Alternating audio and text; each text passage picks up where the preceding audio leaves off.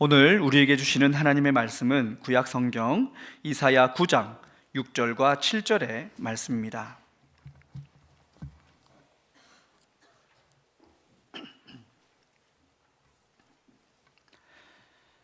구약 성경 이사야 9장 6절과 7절의 말씀을 제가 봉독하겠습니다. 이는 한 아기가 우리에게 낳고 한 아들을 우리에게 주신 바 되었는데 그의 어깨에는 정사를 메었고 그의 이름은 기묘자라 모사라 전능하신 하나님이라 영존하시는 아버지라 평강의 왕이라 할 것임이라. 그 정사와 평강의 더함이 무궁하며 또 다윗의 왕좌와 그의 나라에 군림하여 그 나라를 굳게 세우고 지금 이후로 영원히 정의와 공의로 그것을 보존하실 것이라. 만군의 여호와의 열심히 이를 이루시리라. 아멘. 담임 목사님 나오셔서 한 아기라는 제목의 말씀을 선포하시겠습니다. 여러분 옆에 있는 분들한테 한번 물어봐 주시면 좋겠어요. 성탄절 준비 잘 하고 계십니까? 하고 한번 물어보세요.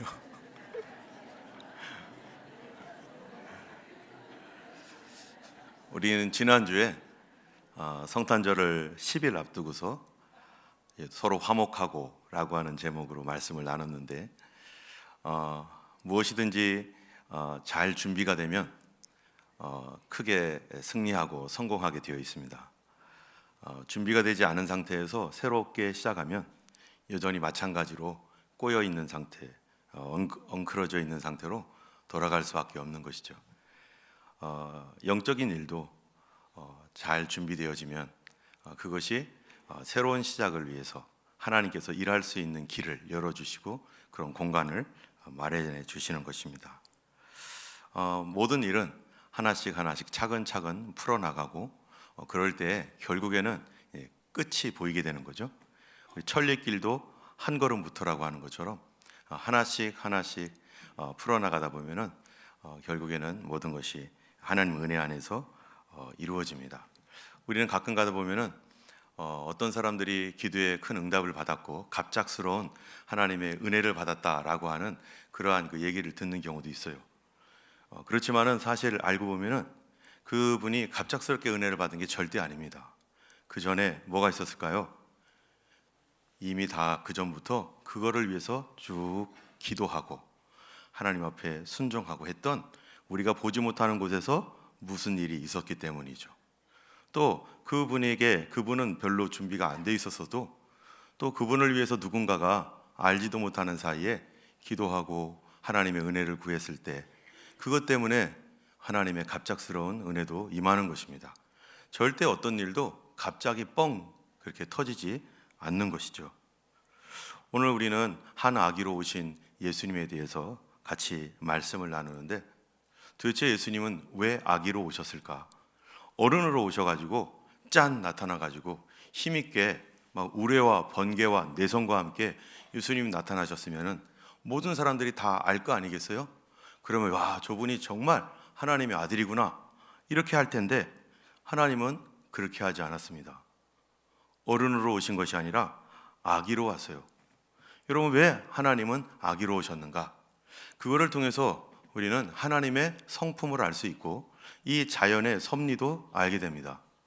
여러분, 하나님의 성품은 어떤 걸까? 아기로 오신 예수님을 통해서 하나님은 모든 것을 다 순서 있게 하시고 처음부터 시작하신다는 거예요. 1, 2 있으면 2가 있고 2가 있으면 3, 그러다가 1000, 만, 10만, 100만까지 가는 것처럼 우리가 100만이란 큰 숫자가 있어도 다 어디서부터 시작을 하는 겁니까? 1부터 시작하듯이 하나님께서는 그런 하나님이시라는 것입니다. 모든 것이 순서가 있고 질서가 있고 자연스럽게 부드럽게, 이런 것들이 사실 창조에도 아주 분명하게 나타납니다. 하나님께서 세상을 창조하실 때 하나님이 전능하신 하나님이잖아요. 그럼 여러분은 어떻게 세상을 창조하고 싶어요? 저 같으면은 나와라 얏빵 해가지고 뻥뻥 터지게 금방금방 탕 해가지고 한 번에 그냥 쫙 나오면은 얼마나 멋있습니까? 마치 폭죽이 팡 터지듯 나와라 해가지고 탁 나오면 참 좋겠는데 하나님은 그런 방법으로 하지 않고 첫 번째 날부터 여섯 번째 날까지 시간을 들여요. 첫 번째 날 뭐 만드셨죠? 일부 예배 때는 잘 얘기하시던데. 첫 번째 날 뭐예요? 우리 빛이 있었고요. 둘째 날은요? 네, 궁창, 스페이스, 공간이 있었고요. 셋째 날은요? 육지와 바다. 넷째 날은요? 여기서부터 막히더라고요. 넷째 날은요? 네네, 해, 달, 별. 다섯째 날은요? 저쪽 끝에 물고기, 새 이런 거 만드셨죠? 여섯 번째 날은 뭐 만들었죠?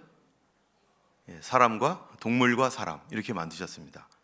하나님께서 이 세상을 만드신 순서를 보면은 먼저 빛 만들고, 우리 맨 처음에 여기 들어와서 뭐부터 맨 처음에 합니까? 불 켜잖아요.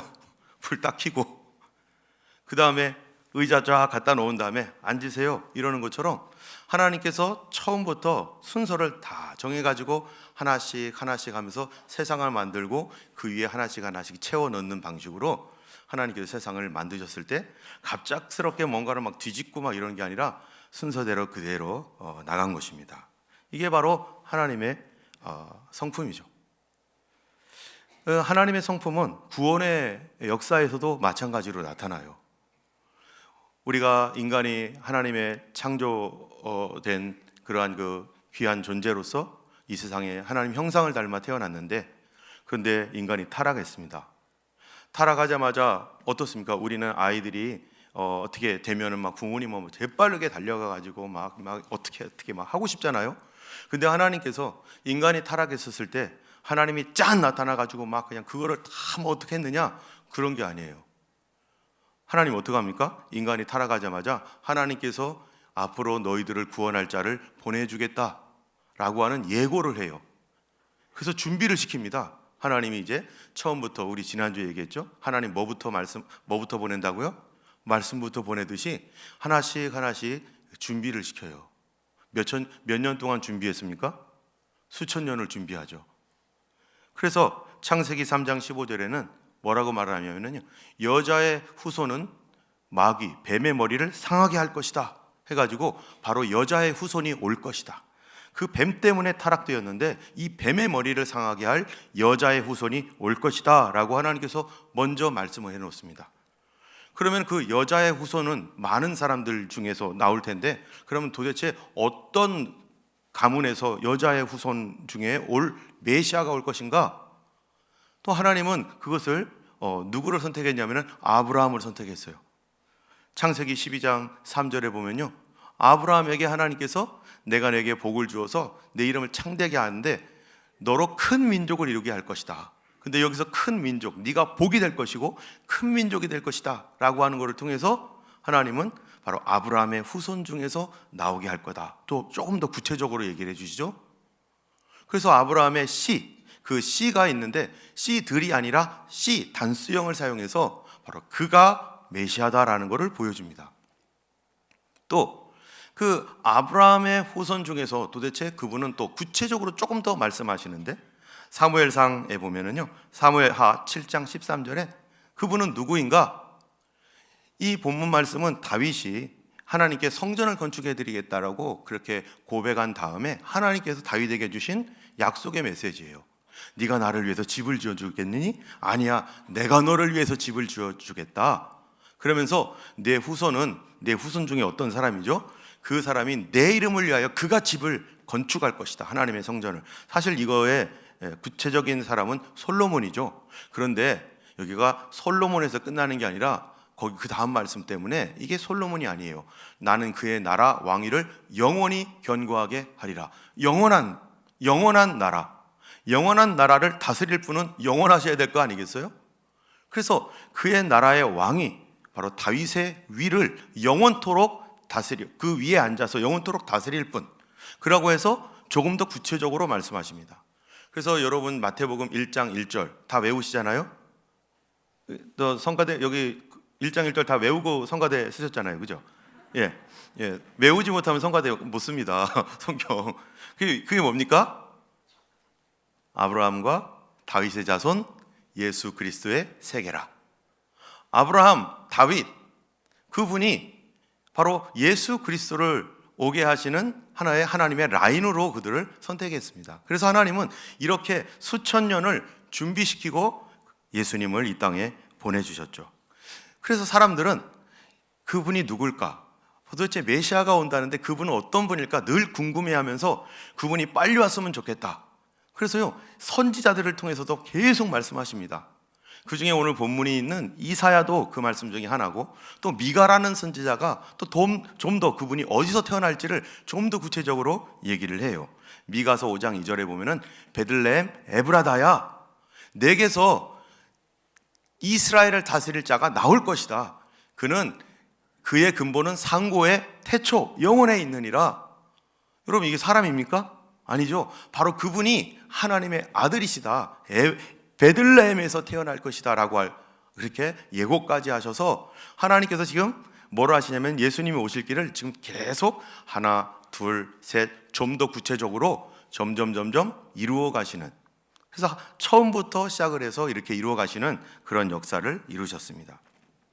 그런데 사람들은요, 예수님이 오셨지만 마음의 준비가 다 됐습니까? 안 됐습니까? 마음 준비가 다 안 됐죠. 영원토록 안 될 거예요. 왜 그러느냐? 이기심 때문이었습니다. 헤롯에게 동방박사들이 찾아와서 뭐라고 말합니까? 유대인의 왕으로 나신 이가 어디 있습니까? 했더니요, 헤롯이 깜짝 놀래가지고 예루살렘 전체가 소동을 하면서 내가 왕인데 또 다른 유대인의 왕이 있단 말이야?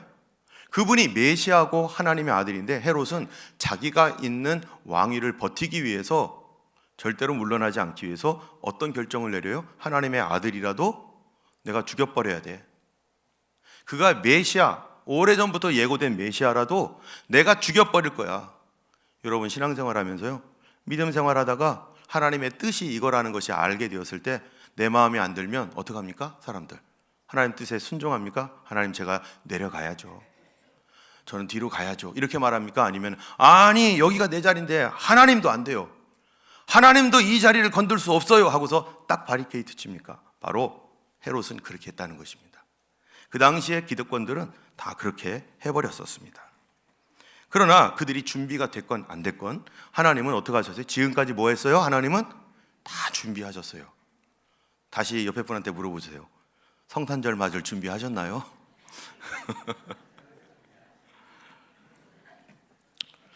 사람은 준비 안 되었어도 하나님의 때는 계속해서 준비되어집니다. 하나님은 그날에 준비되어 있는 사람은 주님과 함께 가지만 준비되어 있지 않으면 그날에 놀랄 것입니다. 갈라디아서 4장 4절에 보니까 때가 참에 하나님이 그 아들을 보내셨는데 여자에게서 나게 하셨다. 바로 그 여자에게서 나신 분. 근데 뭐가 차요? 때가 되니까. 준비되어 있는 사람은 그 때가 와도 전혀 문제가 없죠. 예수님의 재림도 마찬가지 아닙니까? 준비되어 있으면 그것이 문제가 안 되는데 준비 안 되었기 때문에 난리가 나는 거죠. 그러나 하나님의 때는 분명히 오고 있습니다. 근데 예수님은 그때에 어떻게 오셨느냐? 막 삐까뻔쩍하게 막 우르릉팡팡 하면서 오신 게 아니라 바로 조용한 밤에 예수님이 아무도 모르게 그렇게 어린 아이로 오셨습니다. 그러면 왜 예수님이 어린 아이로 오셨는가? 왜 예수님이 어린 아이로 오셨는가 하면요, 우리의 구주가 되기 위해서 그래요. 여러분, 사람을 구원할 구주는 아무나 되는 겁니까? 아무나 당신이 하세요 하면 그 사람이 구주가 될 수 있습니까? 이단들은 지금 그러고 있잖아요. 네가 구주다, 네가 구주다. 그게 바로 로고스 이단들이에요. 신천지, 정명석, 통일교 다 로고스 이단이에요. 나중에 이 로고스 이단에 대해서 한번 말씀드릴 기회가 있겠지만,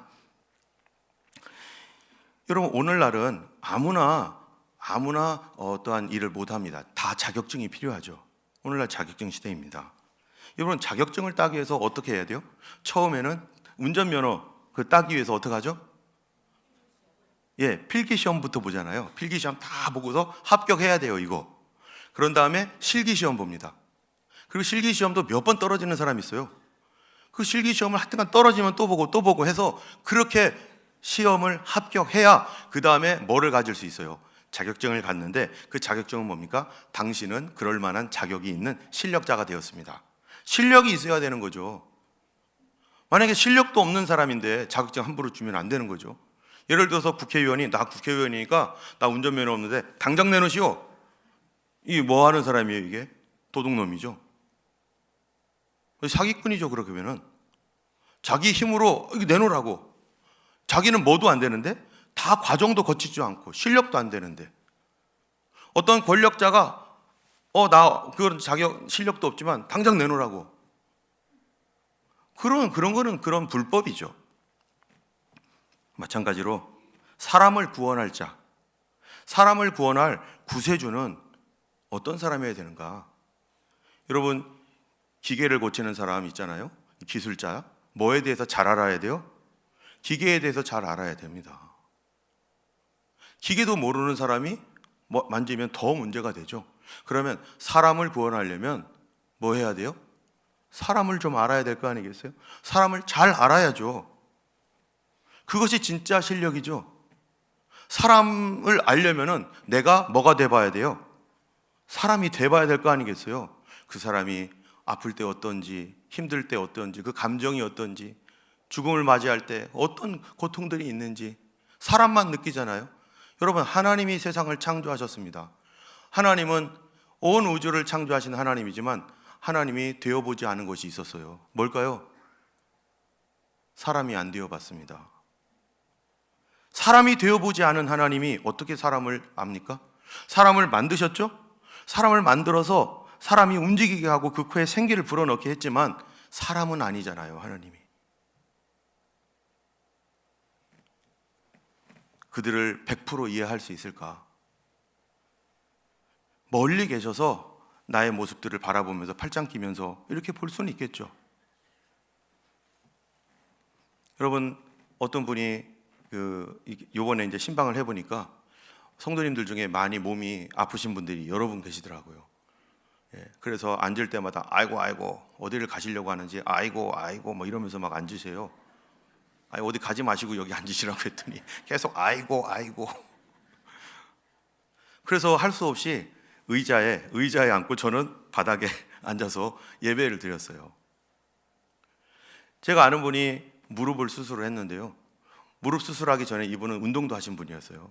근데 무릎 수술하기 전에는 무릎 수술하는 거 엄청 아프다는 소리 들었지만 나 이길 수 있어 그러셨거든요. 저도 그럴 줄 알았어요. 그런데 이쪽 무릎을 이렇게 수술한 다음에 하시는 말씀이 2번 다시는 하기 싫다고. 얼마나 아픈지 이게 지금 몇 개월 동안 이게 쫄룩거리는데, 정말 그분은 건강하고 힘도 있는 분인데도 그 아픔을 견딜 수가 없을 정도로 너무너무 아파하시더라고요. 허리 아픈 분도 마찬가지죠. 그래서 어떨 때는 우리는 이렇게 얘기해요. 너 수술 안 해봤으면 그런 거 얘기하지도 마. 너 자격도 안 돼. 수술 해보지도 않은 사람이 어디 수술 안 해봤으면, 이 무릎 수술 안 해봤으면 무릎 수술에 대해 말하지도 마. 자격이 없는 거죠. 자격이. 그걸 통과해봐야 압니다.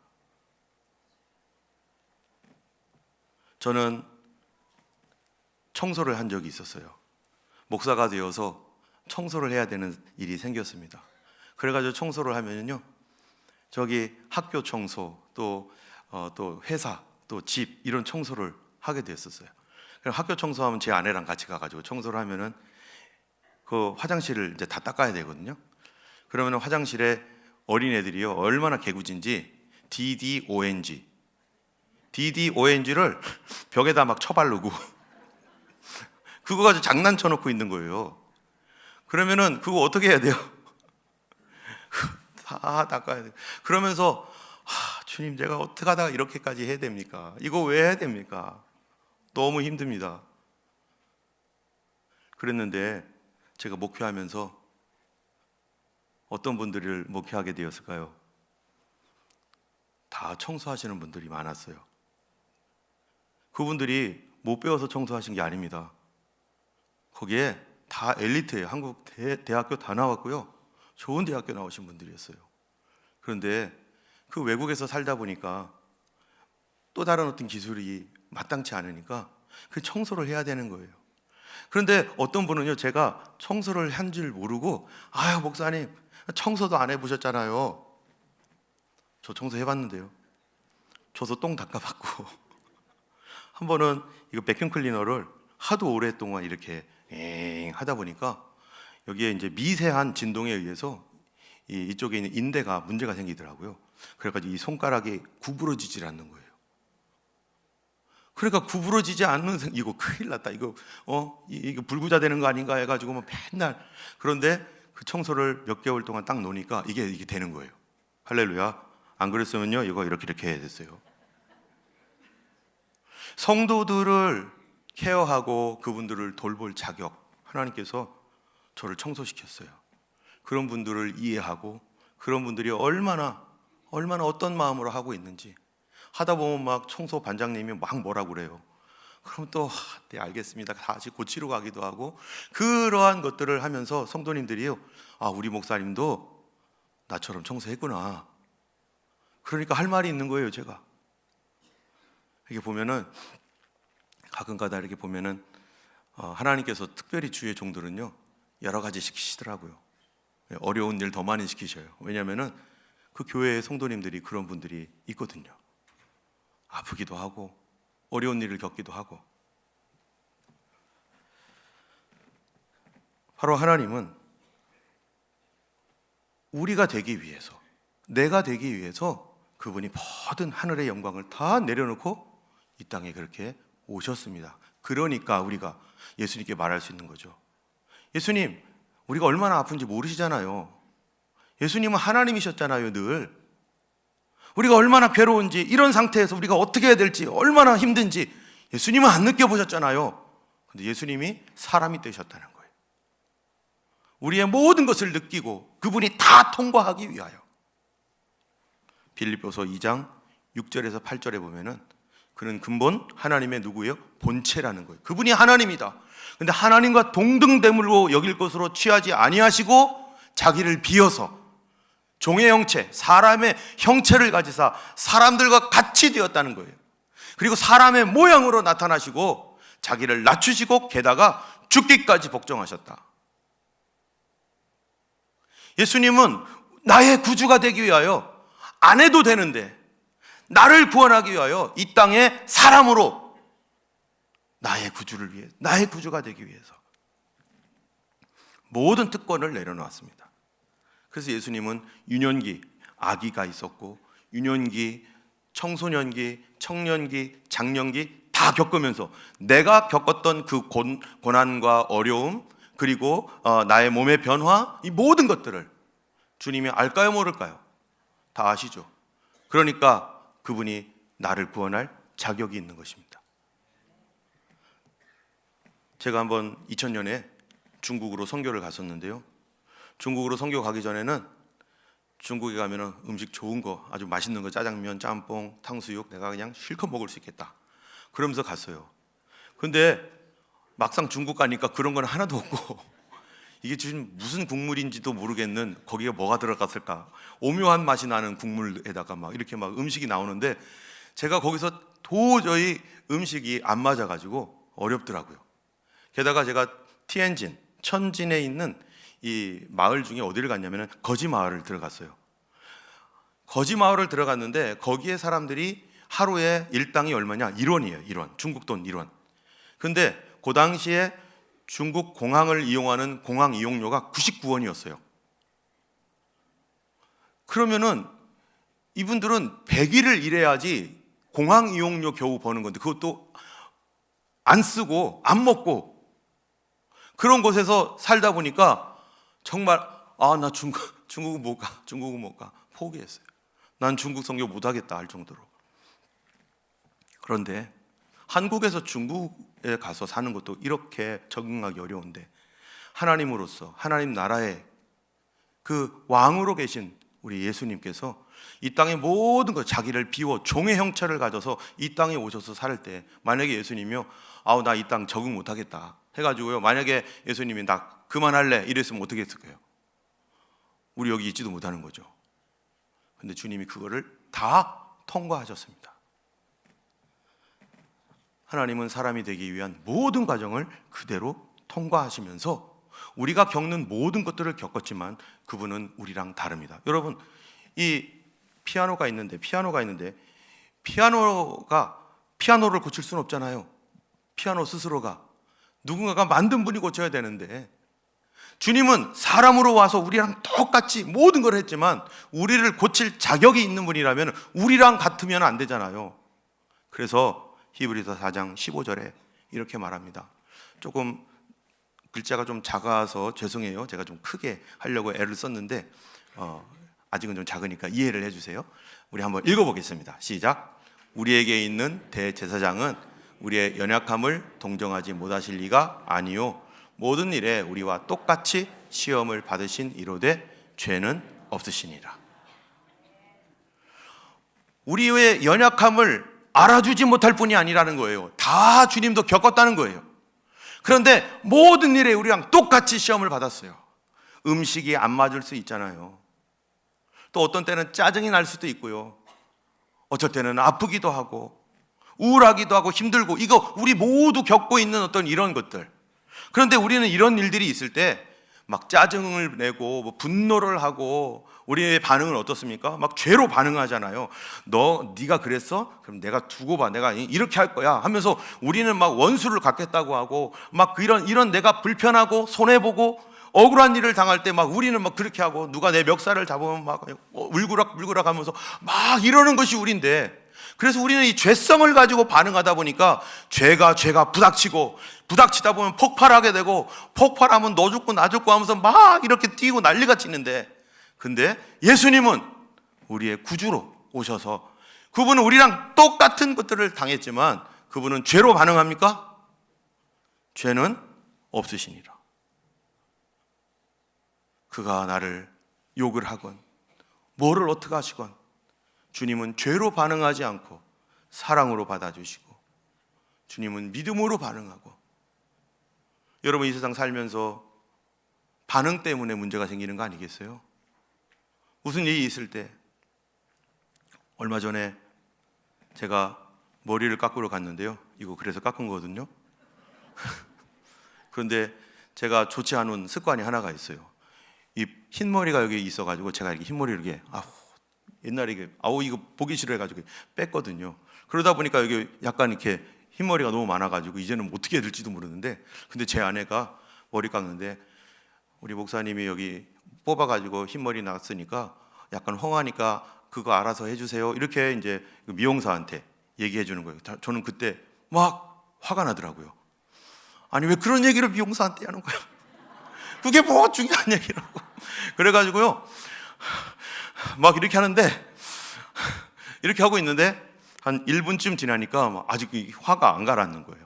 내가 만약에 거기 이제 그냥 그냥 그 자리가 아니었었으면 아니 왜 그런 얘기해? 막 이렇게 했을 텐데, 또 그분이 또 믿는 분이라 또 이렇게 깎고 계시는데 5분쯤 지나니까 마음이 가라앉더라고요. 10분 지나니까 더 가라앉더라고요. 그리고 이제 머리 다 깎은 다음에는 얘기도 안 했어요. 지금 제 아내 처음 들었을 거예요. 오늘에서야. 아무런 문제 없잖아요. 예. 그런데 그 순간에 만약에 반응을 했다라면요, 이랬다는 둥 저랬다는 둥 해가지고 막 뭐라고 했을 거예요. 마음 상하고. 근데 그 시간을 가만히 앉아서 숨소리만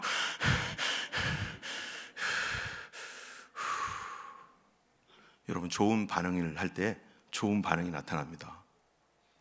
할렐루야. 예수님은 죄로 반응하지 않고, 주님은 참고 사랑으로 반응하시고, 주님은 온유하게 반응하셨다는 겁니다. 우리는 예수님의 삶을 통해서 뭐를 알 수가 있느냐? 예수님은요, 모든 일을 자연스럽게 처음부터 하셨다는 거예요. 예수님도 일부터 시작해서, 어린아이부터 시작해서 그 과정을 다 밟아갔습니다. 그런데 우리가 뭐길래 중간부터 시작을 합니까? 예수님은 순서와 질서를 다 지키셨어요.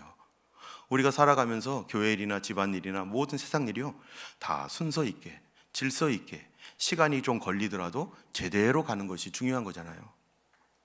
그리고 예수님은 성실하게 그 일을 다 하셨어요. 이거 피한다고 안 해, 저거 안 해, 이런 게 아니라 예수님은 그 길을 다 밟아가신 거예요. 우리 예수님 믿는 사람들, 우리가 믿는다라고 하는데 믿는 사람들의 성품이 어떤 겁니까?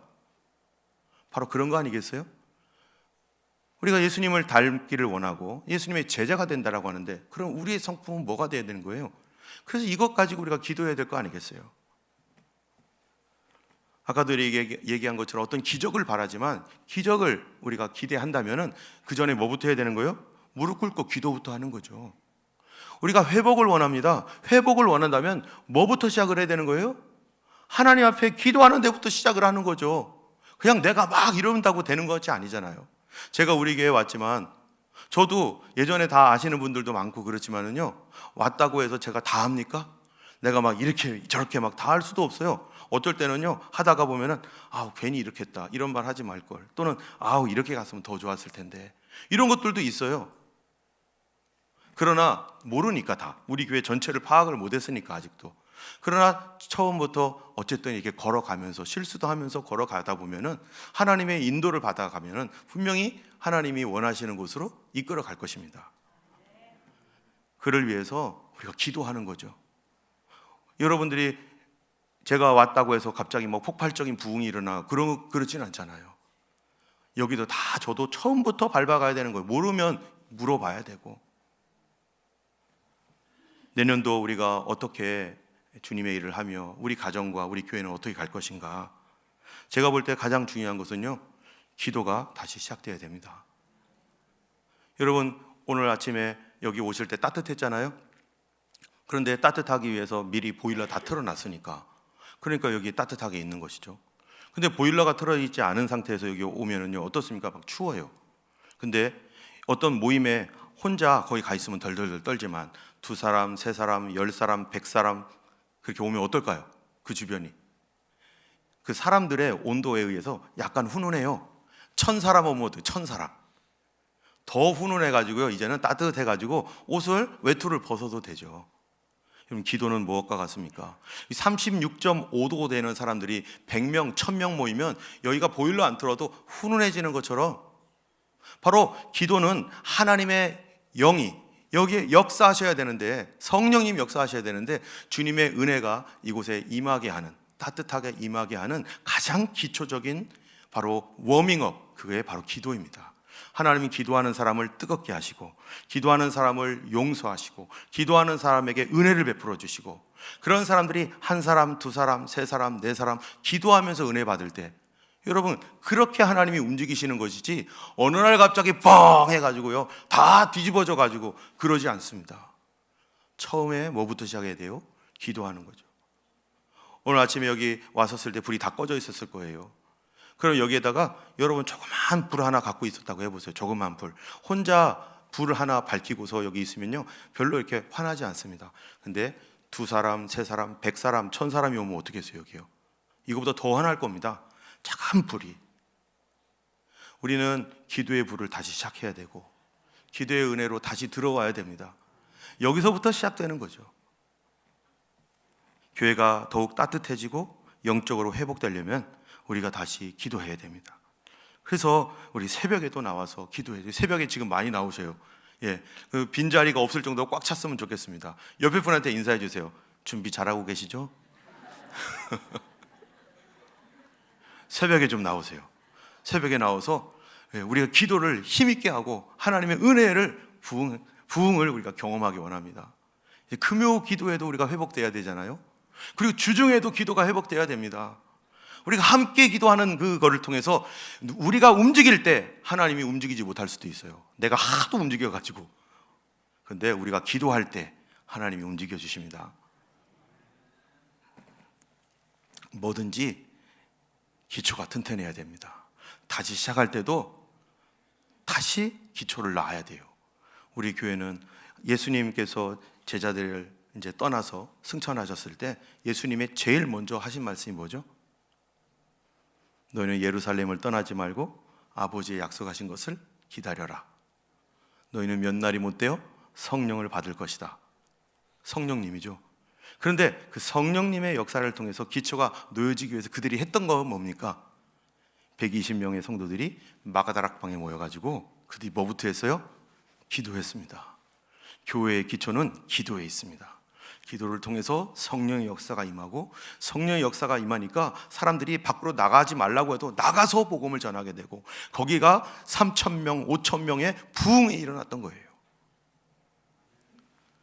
우리 교회 기도하는 교회로 다시 새롭게 되기 원합니다. 우리 하나님께서 우리 기도를 통해서 역사하실 것입니다. 이사야 9장 6절 7절 우리 다시 한번 볼 때 예수님, 한 아기이셨던 예수님이 이름이 있어요. 이름이 있는데 그 뭐라고 되냐면은 그 이름은 기묘자라 모사라. 여러분, 기묘자라 모사라 하니까 우리나라 말이 더 어려워요. 영어로는요 Wonderful Counselor, 상담자라는 거예요.